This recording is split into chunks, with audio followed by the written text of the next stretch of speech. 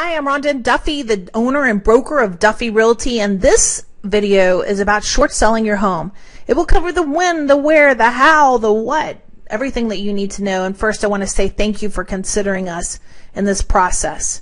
So what we'll cover today is what is a short sell, who qualifies for a short sell, what happens in a short sell, what will you owe your lender at the end of a short sell, what happens to your credit after you successfully short sell a property, what is the one thing that you must have to short sell the property, how we come up with the price, and what to look for in an agent.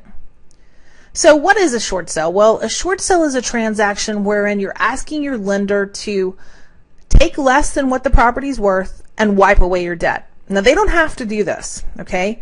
But what they do say is, if you meet this criteria and if you have this and that, we would consider a short sell. Because remember, you truly owe the debt, no matter what the property is worth. But the short sell system is a very effective way for you to escape that. Now, anyone who can prove a hardship qualifies for a short sell. But the key word there is proof, okay? So if you've had a divorce, a relocation, you've got medical bills, you've got a loss of job, you've got crime in the neighborhood, loss of rental income, a death in your immediate family, your adjustable rate mortgage has reset, or you simply cannot afford to live in the home, if you can prove that with documents and the checklist of docs that they ask you for, then you can qualify for a short sell.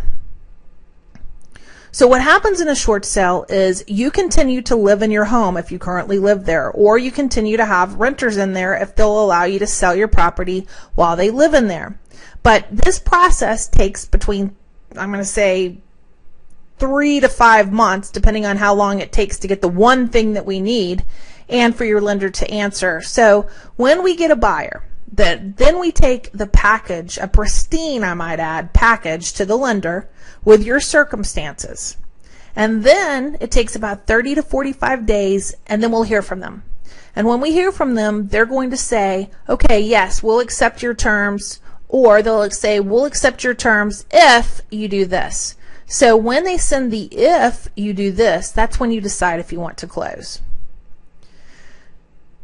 A lot of people say, well, what will be the if, right? What will I owe the lender? Well, some lenders may ask you for a small contribution and others may ask you for nothing, okay? It just depends on the lender's criteria and who the lender is and what they're doing at the moment, all right? What happens to your credit after it? Well, you will get dinged on your credit and you will not be able to buy a house, I don't think. They may change the criteria soon, who knows? But right now, you can't purchase a home with good credit terms for at least 2 years. But the alternative, if you're thinking about, well, I'll just walk away. Well, of course, foreclosures ding your credit for 7 years, and they send you to collections, and they make your life, quote, this is from people who have experienced it, living hell.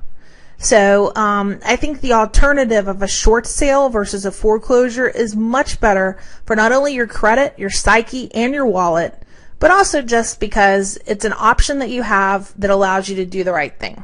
That's what most sellers report when they go through the short sale process of why they want to do a short sale. So there is something that you need to know, though.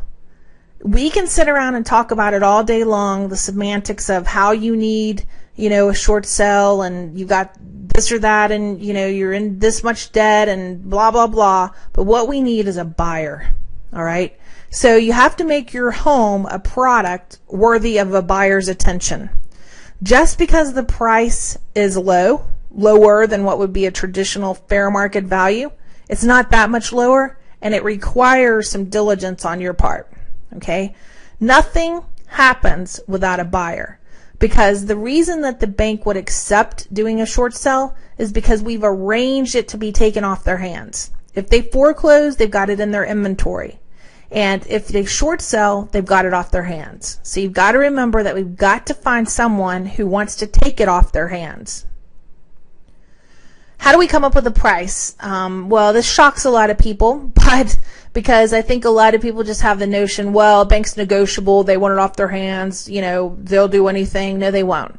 They have a certain lender criteria and ratio that they use, and that's based on your private mortgage insurance.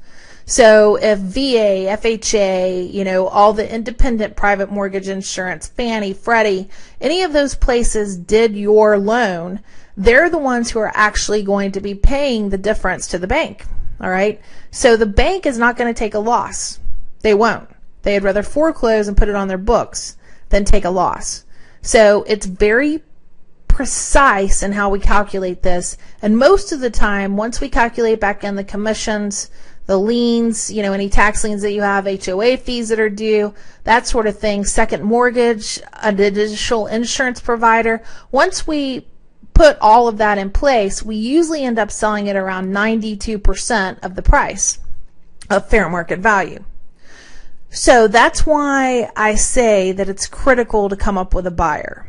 Buyers in this market like to go around at the first of their transaction saying, well, I'm going to buy a house at 60 cents on the dollar. Well, that's not what this house is going to be priced at. But short sales are still a great value, and a lot of buyers are attracted to them. We just have to make sure that your product looks worthy for their attention. So what do you need to look for in a short sale agent? Well, this is critical, in my opinion. Most agents report that they only close 25% of their short sale listings. There's a couple reasons for that. Number one, they don't set up the price correctly. So then when the bank gets the offer, that's too low, because the bank's going to order an appraisal of their own. So if it's not calculated based on fair market value the way I just described it, and it's calculated too low, they can't sell it. The buyer's already gotten in their head for 2 or 3 months that they're buying it for, let's say, $50,000, and instead the bank wants $100,000. That doesn't work, and it just puts you as the homeowner in more danger of going towards foreclosure, because most likely you've stopped making your payments. Also, there's a lot of care and requirements in proving your hardship, right? That can't just be sent over to the bank just haphazardly.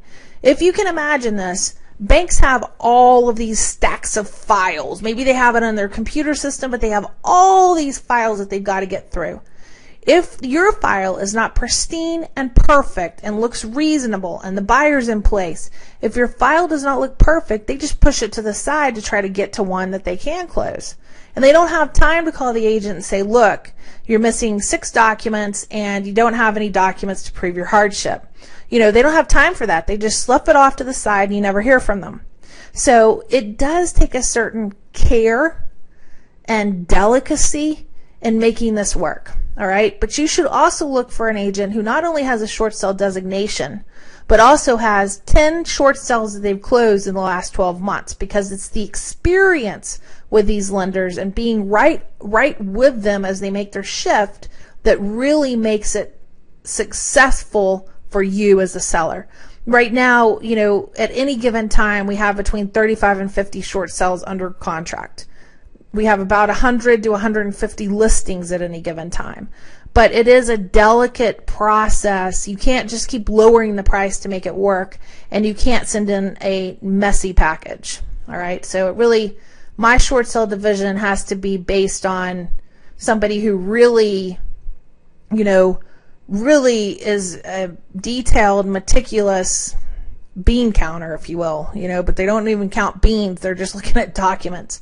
I do have the only designation in Georgia for Elite CDRS, and we do close a lot of short sales. I'm very proud of that. So when you need help, here's the key. Call us as soon as you get the inkling that you need to do a short sale. Time is very precious. The more time you can give us, the better we can serve you. The more chance we have of getting a short sale done. If you call us because you're going into foreclosure next Tuesday, we probably won't be able to get it done. Sometimes we can get it done, but we have to act very quickly. All right. So you can view more information, testimonials, closings, listings, all on DuffyRealtyOfAtlanta.com. But please call us as soon as you think you need to do a short sale. We don't charge anything up front to you, and we can get the process rolling very quickly. But you got to give us time. Thank you again for your consideration. I hope that, if you're forced or you're thinking, well, geez, should I do a short sale or a foreclosure? I hope that you'll give yourself the opportunity to do a short sale, because it's a great, great way for you to alleviate debt without having the penalty and the monkey on your back for 7 to 10 years. All right. Thank you again, and I wish you a good day and luck with whatever you choose to do. Thanks. Bye-bye.